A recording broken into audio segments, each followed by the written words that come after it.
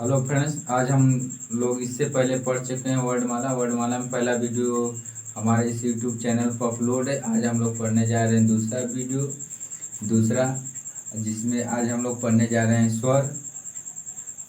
इससे पहले बता दिए थे वर्णों के भेद, जो कि वर्ण दो प्रकार के होते हैं, एक स्वर एक व्यंजन। आज हम उसमें पढ़ने जा रहे हैं स्वर। स्वर आज हम लोग पढ़ने जा रहे हैं स्वर। स्वर कितना होता है? बोलने के आधार पर स्वर बोलने के आधार पर स्वर 11 होते हैं। बोलने के आधार पर स्वर 11 होते हैं। लिखने के आधार पर स्वर 10 होते हैं। बोलने बोलने के आधार पर स्वरों की संख्या 11 होती है। बोलने की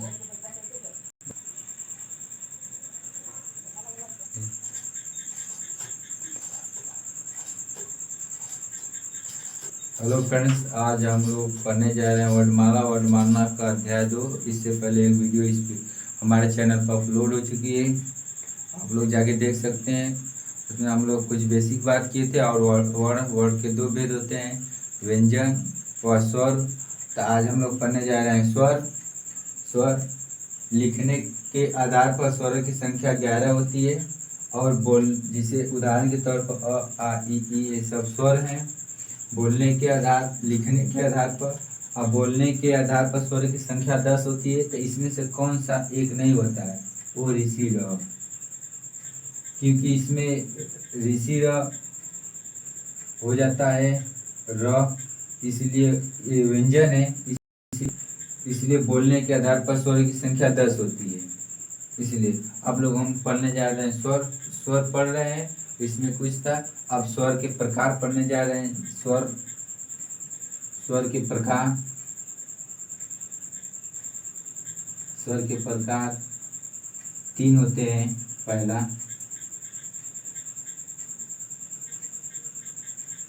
पहला होता है ह्रस्व स्वर।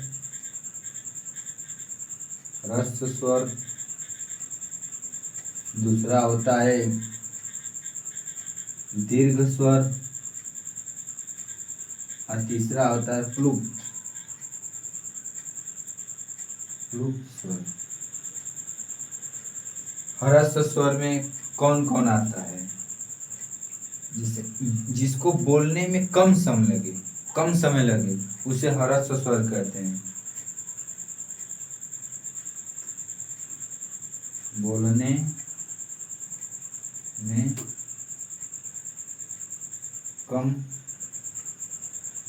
समय लगे उसे ह्रस्व स्वर कहते हैं। जैसे उदाहरण, जिसे कौन कौन होता है? अ,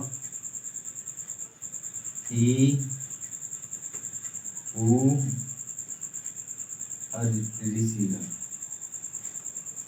जिसे इन सबको बोलने में कम समय लगता है। अ, छोटा ई, छोटा उ और ऋषि।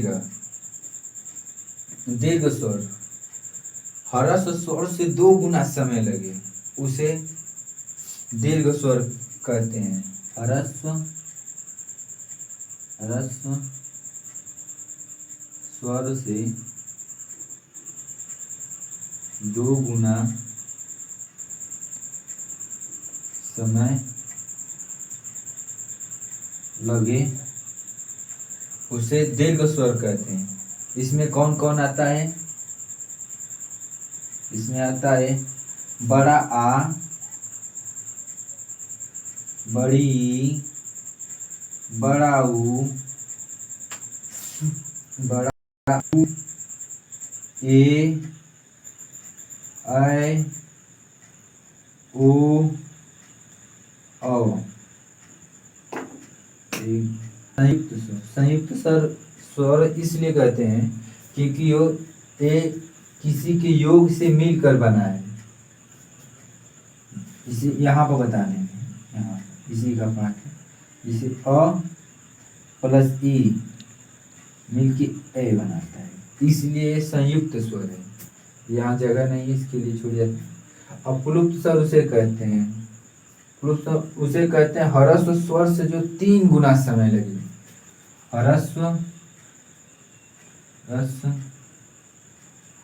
स्वर से 3 गुना समय लगे उसे प्लुप्त स्वर कहते हैं। जैसे एग्जाम्पल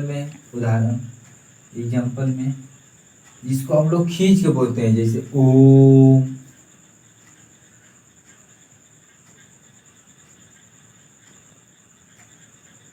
ओम, राम, जिसको हम लोग खींच के बोलते हैं उसे हम प्लुप्त स्वर कहते हैं।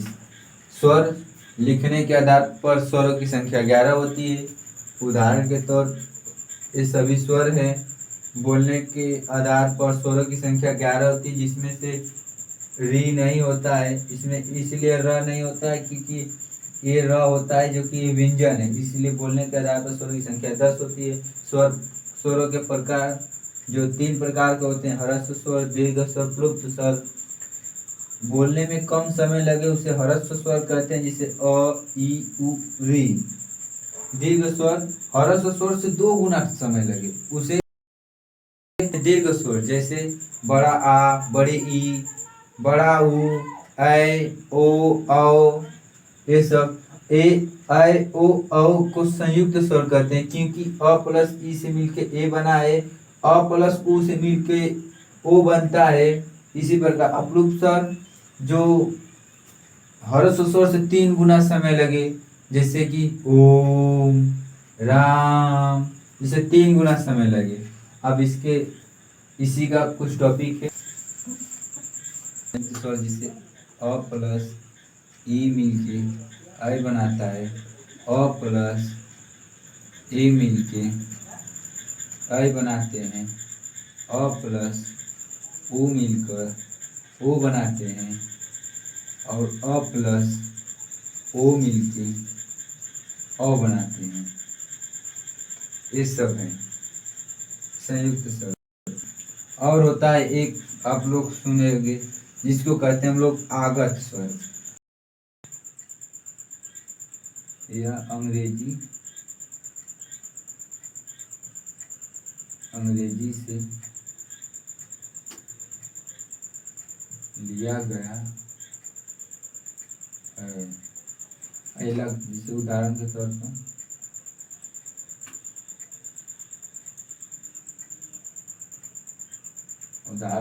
तौर पर जिसे डॉक्टर लिखा जाता है, डॉक्टर, ए, डॉक्टर।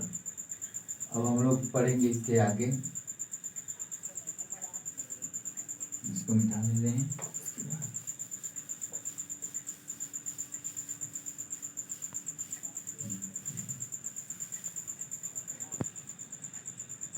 अब हम लोग पढ़ने जा रहे हैं जीभ के आधार पर स्वरों का वर्गीकरण। जीभ के आधार पर, जैसे जीभ के अगले भाग से पछिला भाग, मध्य भाग, बीचों बीच। इसे अब लिखने जा रहा हूँ हम।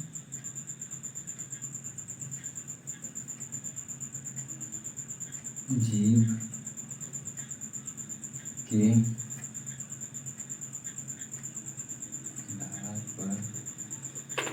आधार पर स्वरों का वर्गीकरण।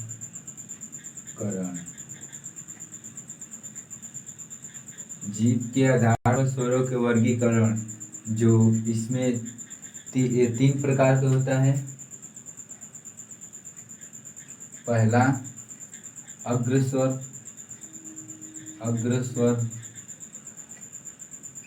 दूसरा मध्य स्वर,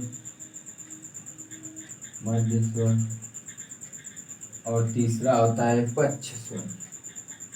पच पच्छ स्वर, जो यहाँ से बोला जाता है, यहाँ से उसको बोलते हैं पच्छ स्वर। जिसे अग्र स्वर हम याद किसे किया हूँ, इसमें जीभ के अगले हिस्से से बोले जाने वाले को हम लोग अग्र स्वर कहते हैं, जिसे हम याद कैसे किए हैं, अग्री, अग्री। और इसका हम किया हूँ याद, अग्री। इसमें अ फालतू है, इसमें एक बड़ा एक छोटा ई आ गया, एक बड़ा ई आ गया, एक छोटा ई आ गया, और फिर अ आया है और अ आया है। ये चार अग्र स्वर होते हैं जो आगे से बोला जाता है। ये मेरा ट्रिक है, इससे हम याद किया हूँ। और इसका कुछ लिख लिया जाए, जो जीभ के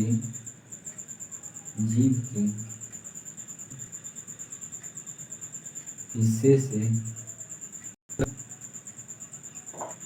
स्वर कहते हैं। चला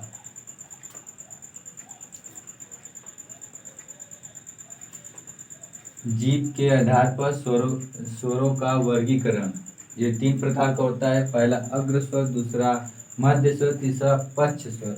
अग्र स्वर मतलब हम कैसे याद किए, अग्री, अग्री में अ हटा दो, इसमें ई आ गए तो दोनों ई, अ आ गया तो दोनों अ।